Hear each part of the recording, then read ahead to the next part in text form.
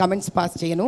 నేను ముందులో పార్టీలో చేరాను, తర్వాత అభ్యర్థన వచ్చింది నాకు. I have taken the membership. Madam, ఎప్పుడు ఎదుర్కొందాం, తరిమేద్దాం, దేక్లేంగే, లడాయింగే అనే ఓవైసీ ఫస్ట్ టైం మా ఇద్దరు అన్నదమ్ములపై కుట్ర జరుగుతోంది, మా ఇద్దరిని జైల్లో వేయాలని చూస్తున్నారు, మా ఇద్దరిని జైల్లో పెట్టి విషం పెట్టి చంపేద్దామనే ప్లాన్ కూడా జరుగుతోంది అని అన్నారంటే మేబీ మాధవిలత ఎఫెక్టా? మిమ్మల్ని చూసి ఏమన్నా భయపడి ఉంటారా? మరి 40 ఏళ్లలో ఎప్పుడూ ఇలాంటి మాట మాట్లాడిన ఓవైసీ నోట ఒక చావు భయం వచ్చిందంటే కారణం ఏంటి?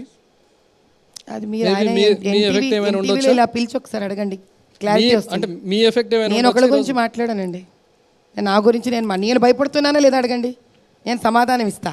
ఆయన భయపడుతున్నాడా లేదా అంటే మరి అది ఆయనకే తెలియాలి కదా. మరొక స్త్రీని చూసి భయపడుతున్నాడా మరి ఆయనకే తెలియాలి.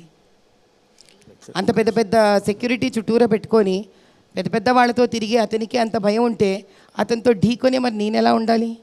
కానీ నేను ఎప్పుడు అంత బేలగా మాట్లాడలేదే, కాబట్టి నాకు అలా మాట్లాడేవాళ్ళు అలా ఉంటారని కూడా నాకు ఆశ్చర్యంగానే ఉంది. మరి కట్టుబొట్టు విషయంలో మాధవిలత పర్టికులర్గా ఎందుకున్నారు మేడం? నాకు తెలిసి నేను గత ఒక 30 ఏళ్ళగా ఉన్నా, 40 నాకు ఈరోజు నా వయసు దరిదాపులు 50 ఏళ్ళు. నేను మొట్టమొదటి నవరాత్రుల అమ్మవారి దీక్ష మొదలుపెట్టింది నా వయసు 18 ఏళ్ల వయసు ఉన్నప్పటి నుంచి.